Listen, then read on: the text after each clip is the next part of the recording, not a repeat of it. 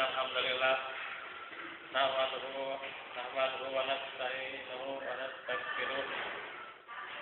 A'udzu billahi min shururi anfusina wa min sayyiati a'malina.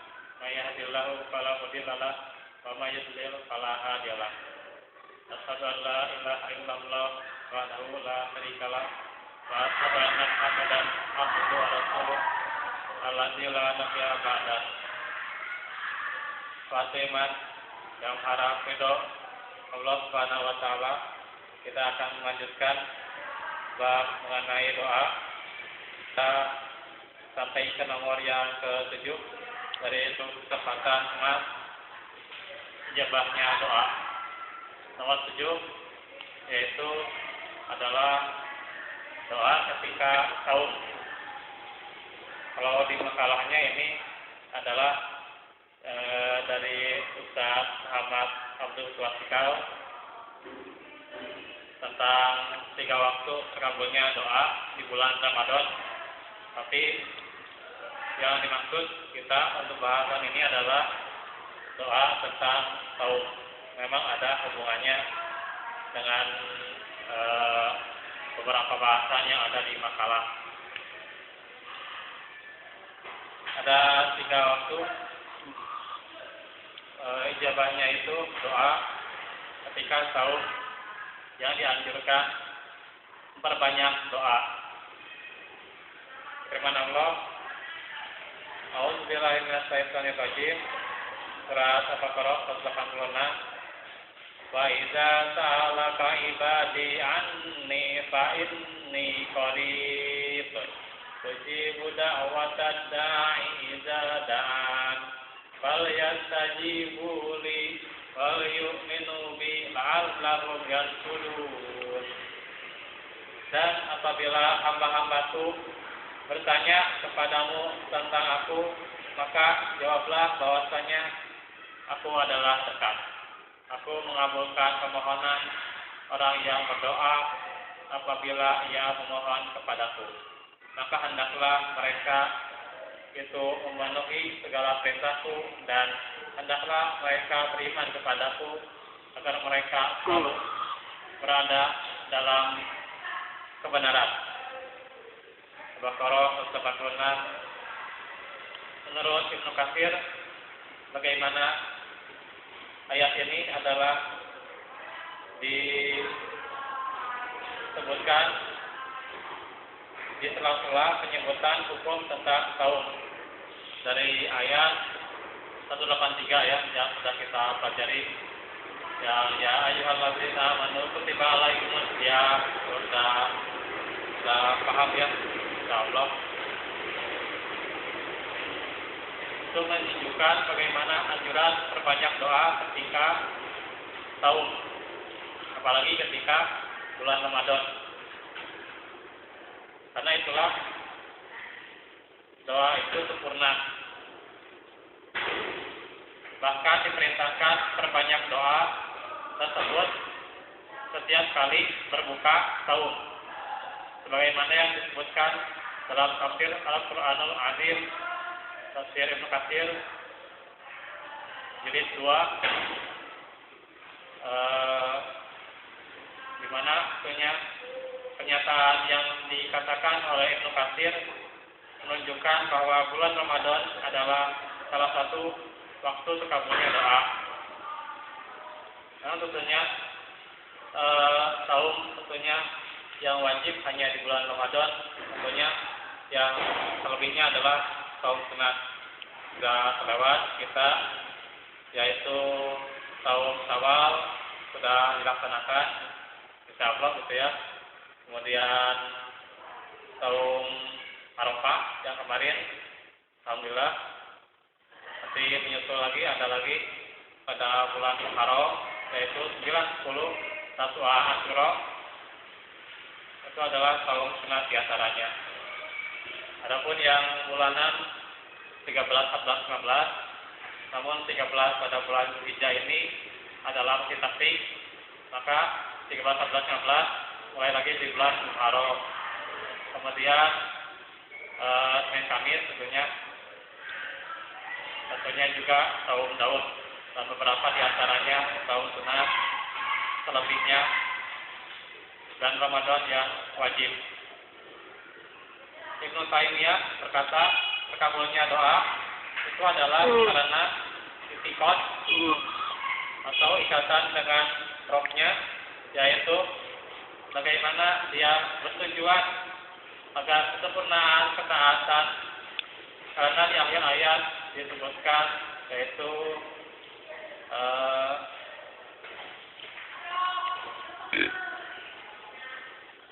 di mana hendaklah mereka beriman kepadaku, yaitu wal yu'minu bi, hendaklah mereka beriman kepadaku, wal yu'minu bi la'allahum yasjudun, agar mereka selalu dalam kebenaran atau selalu dalam petunjuk, ya, petunjuk. Ini disebutkan dalam Majmu'ah Al-Fatawa halaman 33 sampai 34. Perihal Ramadan adalah bulan doa. Itu juga saum adalah tentunya diperbanyak doa. Dikuatkan lagi dengan hadis Jabir bin Abdullah radhiyallahu anhu. Rasulullah sallallahu alaihi wasallam bersabda, "Inna lillahi." Jadi inna lillahi juga ada, ya, dalam doa, maksudnya inna lillahi fi kulli yaumin idqa'a minan nari fi syahri ramadana wa inna li kulli muslimin da'watan yad'u biha falayat sajibulah. Sesungguhnya Allah membebaskan beberapa orang dari api neraka pada setiap harinya di bulan Ramadan. Jadi maksudnya adalah bagaimana ketika di bulan-bulan sebelumnya mereka dalam perbuatan yang tentunya bagaimana perbuatan mereka, karena dalam satu hadis bagaimana an-naru itu yusrun juga, yaitu yusrun bagi mereka yang melakukan perbuatan yang mendekatinya, yaitu bagaimana takdir itu sudah ditetapkan, tapi karena kita tidak tahu takdir kita, manusia tidak tahu takdir kita, maka tentunya bagaimana kewajiban beramal bagi seorang muslim. Jika dia beramal, amalnya itu adalah amalan surga, maka dia dekat mudah dengan surga. Tapi jika dia amalannya amalan neraka, maka dia dekat mudah dengan nerakanya. Nah, ketika dia masuk ke dalam orang yang mudah dengan nerakanya, namun ketika tiba di Ramadan dia bertobat, tentunya dengan taubatan nasuha, maka dosa-dosanya yukaffiru anhum sayyi'atihim, yaitu diampuni dosa-dosanya dengan sebab taubat nasuha.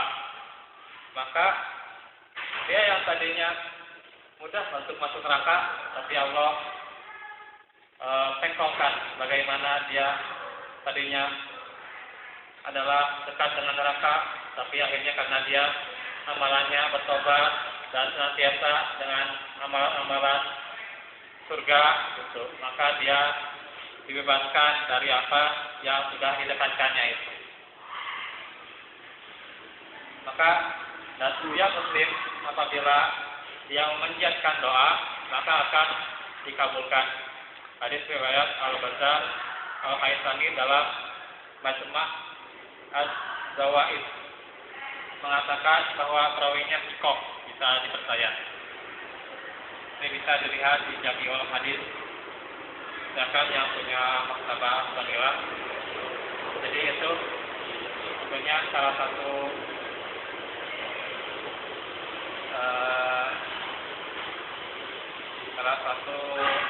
hadis yang menerangkan ada 3 waktu dalam saum itu, yaitu waktu sahur, di mana dalam hadis Abu Hurairah radhiyallahu anhu Nabi sallallahu alaihi wasallam bersabda,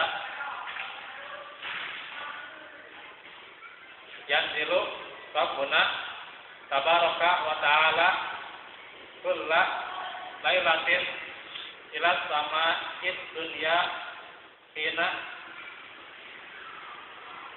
yabqa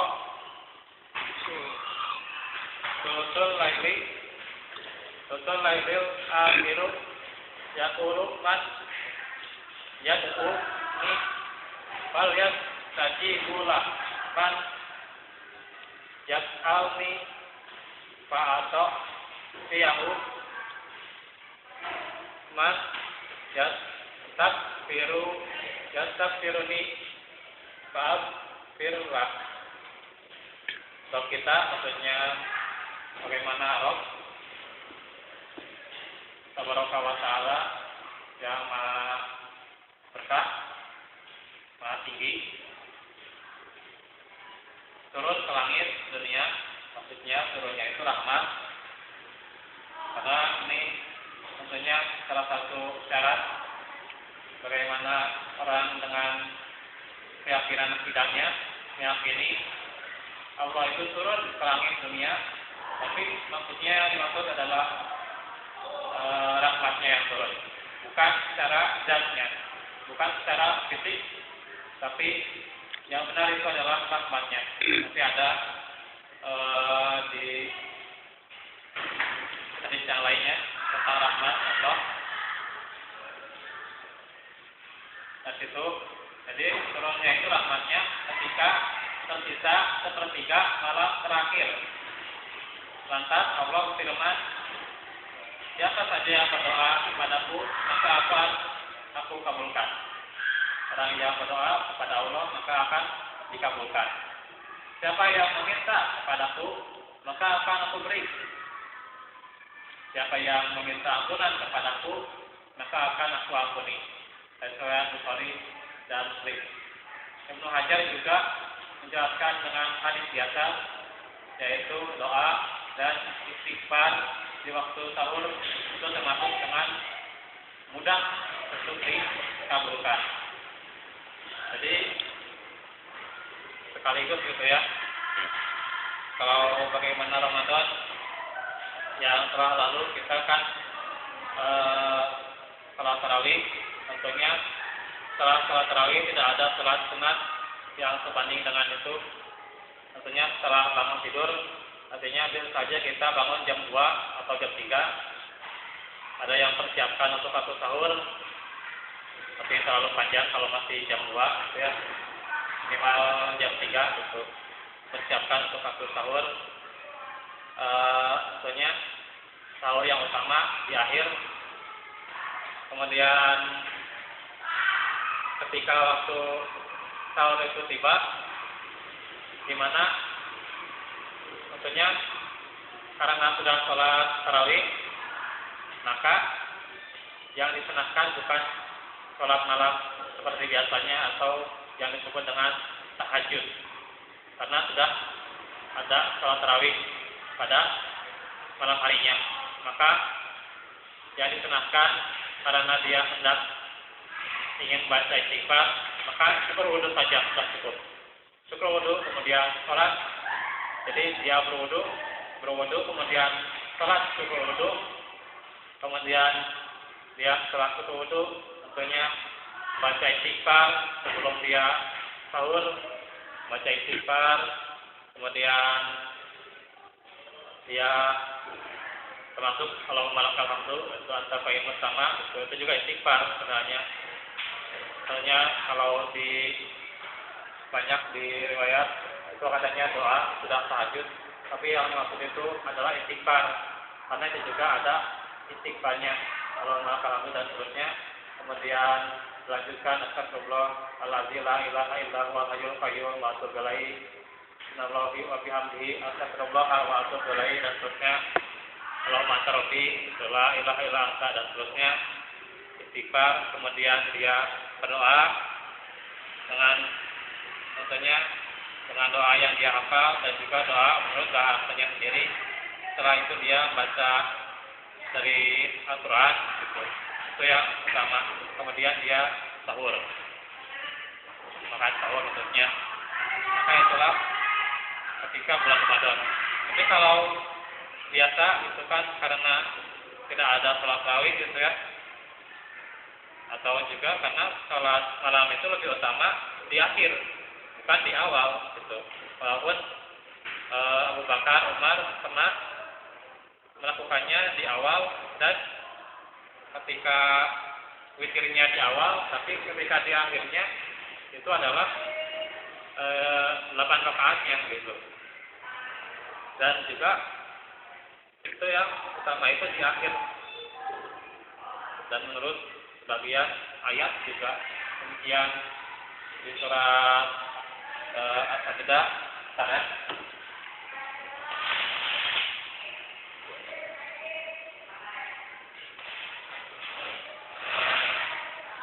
As-Sajdah ayat ke-16.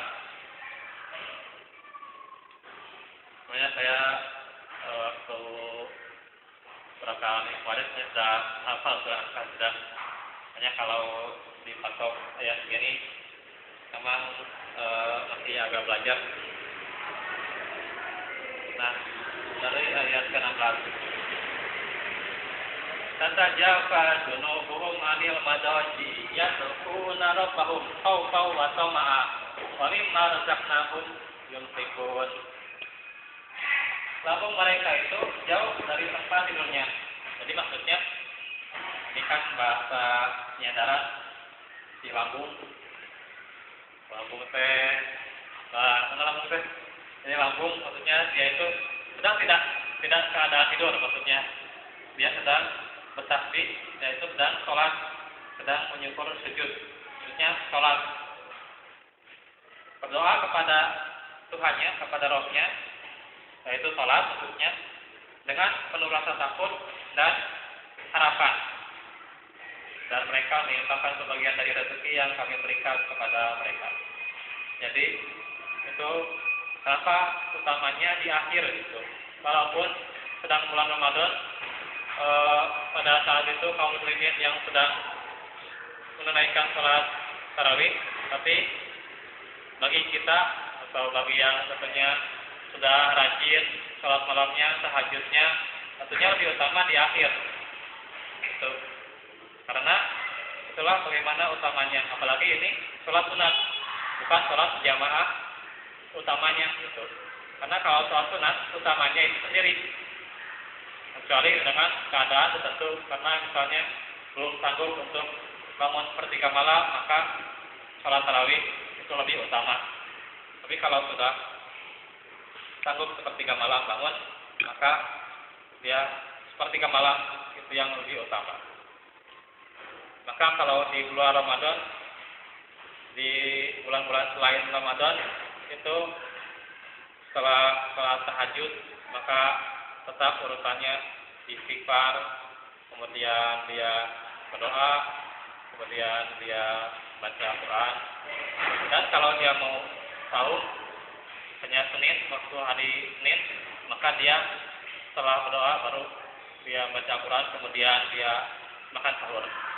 Itu salah satunya istighfar di saat itu, dan doa di saat itu adalah waktu ijabah. Yang kedua adalah saat saum. Hadisnya juga dari riwayat Abu Hurairah radhiyallahu anhu bahwa Nabi sallallahu alaihi wasallam bersabda, salah satu la turaddu da'watuhum hatta yukfira wal imamu al-adilu wa da'watul mazlumi. 3 orang, nanti kita masuk ke bab ini di kajian tentang ini. 3 orang yang doanya tidak tertolak. Jadi 3 orang yang doanya tidak tertolak. Yang pertama adalah orang yang saum ketika dia berbuka atau sampai dia berbuka. Jadi ketika saum dia perbanyak doa. Nanti juga ada di nomor 3-nya ketika dia berbuka. Kemudian pemimpin yang adil dan doa orang yang terzalimi. Itu luar biasa. Pemimpin yang adil juga doanya dikabul, dan juga orang yang dizalimi. Oleh karena itu takutlah, dalam berbahasa lainnya, takutlah kepada doa orang yang dizalimi, karena dia tidak ada hijab, tidak ada penghalang dengan Allah Subhanahu wa taala. Oleh karena itu jangan hanya menzalimi orang, karena kalaupun kita yang dizalimi atau orang yang dizalimi itu cepat dikabulkannya. Apakah dia berdoa kebaikan atau kejelekan, itu cepat itu dikabulkan.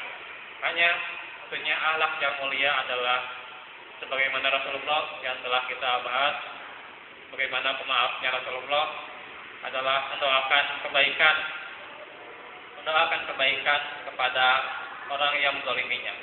Sebagaimana Rasulullah mendoakan agar ketika dia dizalimi oleh penduduk Taif, maka ketika itu malaikat Jibril menawarkan kepada Rasul untuk mengguncangkan gunung ini kepada penduduk Taif itu. Tapi ketika itu Rasulullah mengatakan jangan, karena mereka tidak tahu. Maka Rasulullah berdoa agar soalnya di Taif ini ada yang berzikir kepada Allah, yang soalnya memanjatkan dan juga sholat kepada Allah. Dan alhamdulillah itu kan bagaimana wujud doa seorang nabi yang itu bagaimana terkabulnya sampai sekarang Taif tentunya dipenuhi orang-orang yang berzikir dan khusyuknya kepada Allah Subhanahu wa taala. Itulah bagaimana sunnahnya, yang terbaik adalah membalas kezaliman dengan kebaikan.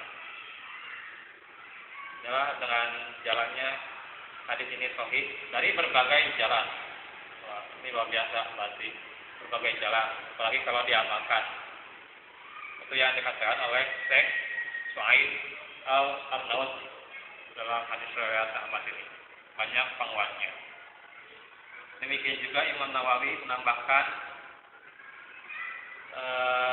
rahimahullah berkata, disunahkan orang yang berpuasa, maksudnya orang yang tahu itu memperbanyak doa demi urusan dunia dan akhiratnya. Juga dia boleh berdoa untuk hajat yang dia inginkan. Begitu juga jangan lupakan doa kebaikan kaum muslimin secara umum. Al-Majmu jilid ke-6. Berarti bagaimana utamanya, jadi mendoakan secara seluruhnya kebaikan dia, dunia dan akhiratnya. Tentunya bagaimana juga misalnya ada keinginan untuk anaknya, yaitu naik kelas atau lulus UN, atau dia memang berdoa untuk mendapatkan pasangan yang solid, itu juga salah satunya gitu. Dan doa-doa lainnya gitu yang dia inginkan saat itu juga gitu. Kemudian juga jika tahu ya, dia juga berdoa kepada kaum muslimin di Suriah, di Gaza, Palestina, kemudian di Irak, agar tentunya diselamatkan, agar mereka supaya cepat terbebas dari kezaliman orang-orang kafir. Maka itulah memang utamanya juga. Bahkan juga nanti kita juga akan sampai ke hadis, insyaallah, doa seorang muslim kepada saudaranya yang jauh. Itu bagaimana luar biasanya doa itu. Saya berdoa untuk teman yang di Banjaran, untuk teman di Riau, dan juga teman di Jakarta, di Majenang dan seterusnya. Itu luar biasa. Kita berdoa, misalnya ada saudara kita di luar kota, di Jawa, gitu ya, misalnya di Jawa Timur atau di mana, di Tasikmalaya, gitu ya, dan seterusnya, gitu, di Garut, gitu, langsung itu yang luar biasa bagaimana ijabah doanya, karena mendoakan saudara kita yang jauh. Yang ketiga ketika berbuka sahur. Nabi Sallallahu Alaihi Wasallam bersabda, salah satu telah suratu dakwatuhum al imamul adilu wasaimu ina yuk tiru wadah umatul mazlum. Ini hadisnya sama seperti kayak tadi ya, tapi ada perbedaan sedikit tentunya, perbedaan sedikit ketika lepasnya. Ada 3 orang yang doanya tidak ditolak, yaitu pemimpin yang adil, orang yang tahu ketika dia berbuka, dan orang yang berzalimi. Ada riwayat Tirmidzi dan Ibnu Majah. Menurut Al-Hafidz Abu Thahir mengatakan hadis ini adalah hasan. Dalam Tuhfah Al-Ahwazi disebutkan bagaimana kenapa doa yang mudah dikabulkan ketika terbuka tahun itu, yaitu karena saat itu adalah orang yang tahu menyelesaikan ibadahnya dalam keadaan tunduk dan merendahkan diri, insya Allah. Dan juga bagaimana ketika indahnya itu ya, ketika Arafah gitu, pas tahun Arafah, pas azan maghrib itu indah gitu ya. Bagaimana kebanyakan orang muslim melihat jam gitu ya, melihat jam berapa, sebentar lagi mau buka, mau pas adanya anak kecil gitu yang tidak jelas bagaimana adanya, buka gitu, ojo-ojo buka padahal belum waktunya. Ojo-ojo buka padahal belum waktunya. Terus semangatnya untuk berbuka sahur luar biasa gitu. Dan juga ketika berbuka, wah gitu, tentunya adalah bagaimana lebih utama ketika setelah zahabat semau, ketika waktu azan itu, tentunya waktu maghrib, jangan waktu azan, tapi waktu maghrib berbuka, yaitu berbuka dia berdoa zahabat semau wassala fil ulku wa tabatawaju insya Allah. Kemudian dia berdoa menurut tentunya doa yang dia hafal silahkan, atau dia berdoa menurut bahasanya sendiri. Kemudian setelah berdoa tentunya dia bersegera untuk berbuka. Setelah berbuka dia tentunya menunaikan salat maghrib, baik di masjid maupun di rumah. Tentunya yang utama bagi laki-laki adalah ketika berjamaah di masjid. Tapi kalau berbuka, lebih utama di masjid atau di rumah. Ya, di utama bagaimana berbuka itu adalah berbuka memang ada sunnahnya, berbuka bersama keluarga ada sunnahnya, tapi tentunya jangan sampai terlewat waktu sholat berjamaah di masjid. Karena itu ketika bulan Ramadan itu atau ketika saat sunnahnya tahun itu, maka maghrib itu setelah selesai adzan maghrib jangan langsung sholat gitu. Apalagi di masjid tertentu ya, atau langsung sholat gitu. Kan ada tentunya yang lebih baiknya juga ada sholat antara azan dan iqamah gitu kan. Tersebut baik ada naik. Dan juga karena ini waktu tahun juga untuk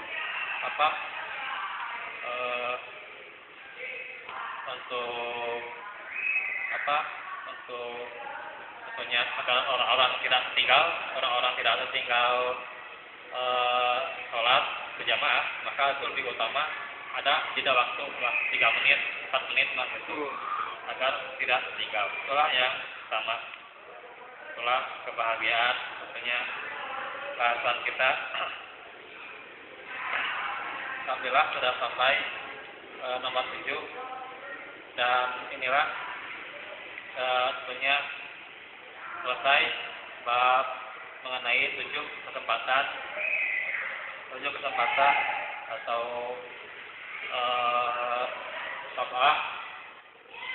makan ijabah doa itu sudah selesai. Sabah makan ya, makan teh 7 tempat bahasa Arab ya. Sabah makan 7 tempat. Ijabah doa sudah selesai. Dan insyaallah nanti kita lanjutkan lagi. Hari Selasa nanti kita akan lanjut lagi tafsir. Kita akan lanjut ke surat Al-Fatihah. Itu saja bisa saya sampaikan pada kesempatan saat ini. Semoga bermanfaat dan juga kita tentunya perbanyak doa setelah kita mengerti paham bagaimana 7 kesempatan itu, tentunya dengan sunatnya juga dikerjakan kaumnya atau sunatnya gitu, nanti Muharram gitu. Kalau bisa gitu besok gitu ya, jam Senin berarti besok habisnya gitu kan. Juga yang tahunya nanti melanjutkan gitu kalau bisa, yaitu yang tentunya utama salah satunya juga dengan sudah sholat wajib, sudah sholat sunat juga beberapa diantaranya tentunya ijabah doa dan seterusnya yang sudah kita pahami ya.